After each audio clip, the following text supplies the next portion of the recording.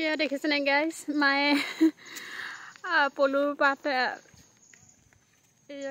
পাত কাটিবলৈ গৈ আছে। পলু পুহিছে মায়ে। তাৰপিছত এইফালে আকৌ মাৰ লগতে ময়ো আহিলোঁ বোলো মই অকণ সহায় কৰি দিওঁ বুলি। আপোনালোকৰ কি খবৰ জনাবচোন কমেণ্টত।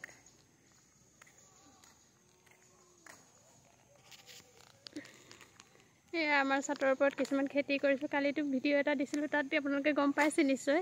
এয়া কুন্দুলি কৰিছোঁ, তাৰপিছত কুন্দুলি লাগিছে বাৰু সৰু সৰুকৈ, আৰু এতিয়া এইফালে এয়া লাও, আকৌ এইফালে জলকীয়া কৰা হৈছে।